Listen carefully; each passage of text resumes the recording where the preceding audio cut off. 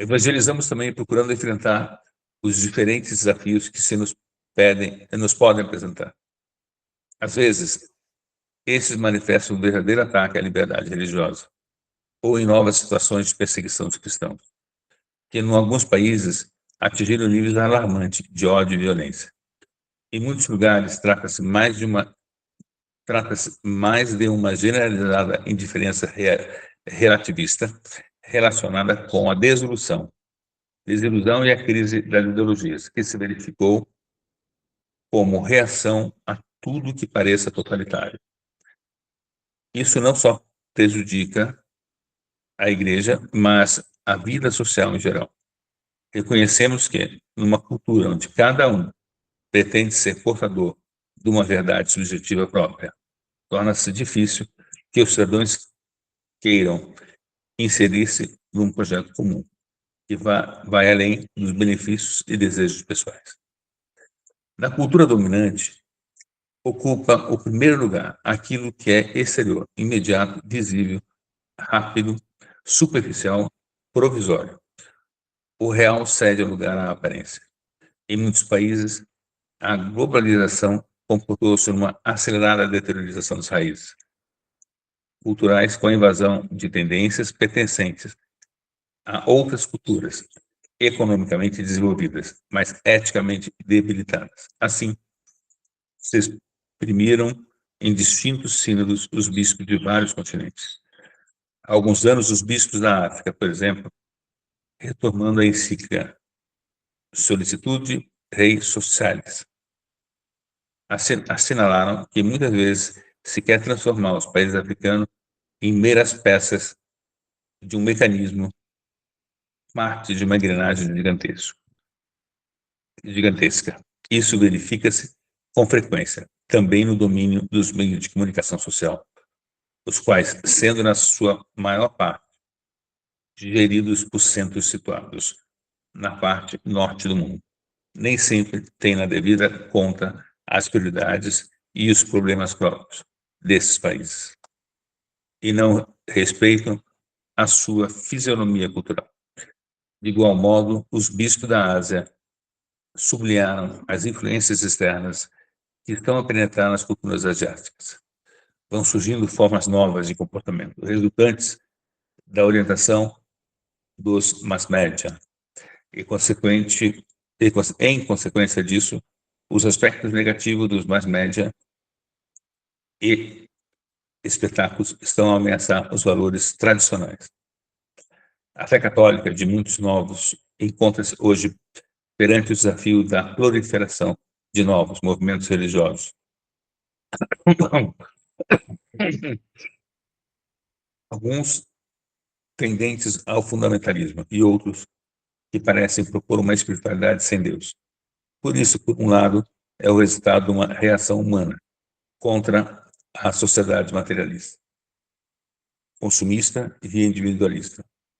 Por outro, um aproveitamento das carências da população, que vive nas periferias e nas zonas pobres, sobrevive no meio de grandes preocupações humanas, procura soluções imediatas para suas necessidades. Esses movimentos religiosos, que se caracterizam pela sua penetração sutil, vêm colmar dentro do individualismo reinante um vazio deixado pelo racionalismo secularista. Além disso, é necessário reconhecer que se de uma parte do nosso povo batizado não sente a sua pertença à igreja, isso deve-se também à existência de estruturas com um clima pouco acolhedor em alguma das nossas paróquias e comunidades, ou atitude burocrática com que se dá resposta aos problemas simples ou complexos da vida dos nossos povos. Em muitas partes, predomina o aspecto administrativo sobre o pastoral, bem como uma sacramentalização sem outras formas de evangelização. O processo de secularização tende a reduzir a fé e a igreja ao âmbito privado e íntimo. Além disso, com a negação de toda a transcendência, produziu-se uma crescente deformação ética, um enfraquecimento do sentido do pecado pessoal e social, e um aumento progressivo do relativismo. E tudo isso provoca uma desorientação generalizada, especialmente na fase tão vulnerável às mudanças da aderência à juventude. Como justamente observam os bispos dos Estados Unidos da América.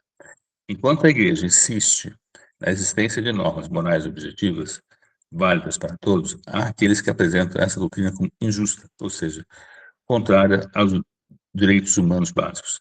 Tais alegações brotam habitualmente de uma forma de relativismo moral, que se une consistentemente a uma confiança nos direitos absolutos dos indivíduos. Nessa perspectiva, a Igreja é sentida como se estivesse promovendo um convencionalismo particular e interferisse com a liberdade individual.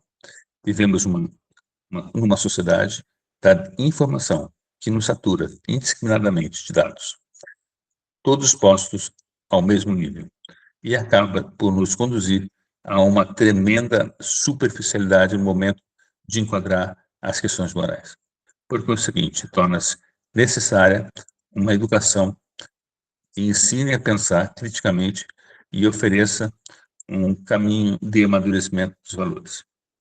Apesar de toda a corrente secularista que invade a sociedade, em muitos países, mesmo onde o cristianismo está em minoria, a Igreja é uma instituição credível perante a opinião pública, fiável no que diz respeito ao âmbito da solidariedade e preocupação pelos mais indigentes. Em repetidas ocasiões, ela serviu de medianeira na solução de problemas que afetam a paz, a concórdia, o meio ambiente, a defesa da vida, os direitos humanos e civis, etc.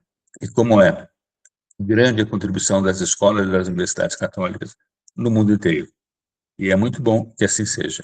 Mas quando levantamos outras questões que suscitam menor acolhimento público, custa-nos a demonstrar que o fazemos por fidelidade às mesmas convicções sobre a dignidade da pessoa humana e do bem comum. A família atravessa uma crise cultural profunda, como todas as comunidades e vínculos sociais. No caso da família, a fragilidade dos vínculos reveste-se de especial gravidade, porque se trata da célula básica da sociedade, o espaço onde se aprende a conviver na diferença e a pertencer aos outros, e onde os pais transmitem a fé aos seus filhos. O matrimônio tende a ser visto como mera forma de gratificação afetiva, o que pode constituir de qualquer maneira e modificar-se de acordo com a sensibilidade de cada um. Mas a contribuição indispensável do matrimônio à sociedade supera o nível da afetividade e das necessidades ocasionais do casal. Como ensinam os bispos franceses, não provém do sentido amoroso, efêmero por definição, mas da profundidade de compromisso assumido pelo esposo que aceita entrar numa união de vida total. O individualismo pós-moderno e globalizado oferece e favorece um estilo de vida que debilita o desenvolvimento e a estabilidade dos vínculos entre as pessoas e distorce os vínculos familiares. A ação pastoral deve mostrar ainda melhor que a relação com o pai exige e incentiva uma comunhão de cura, promove e fortalece os vínculos interpessoais, enquanto no mundo, especialmente em alguns países, se reacende várias formas de guerras e conflitos. Nós cristãos insistimos na proposta de reconhecer o outro, de curar as feridas, reconhecer o outro, de curar as feridas, de construir pontes, de estreitar laços e de nos ajudarmos a carregar as cargas um dos outros. Além disso, vemos hoje surgir muitas formas de agressão para a defesa dos direitos e a consecução de novos objetivos. Deste modo, se manifesta uma sede de participação de numerosos cidadãos que querem ser consultores do desenvolvimento social e cultural.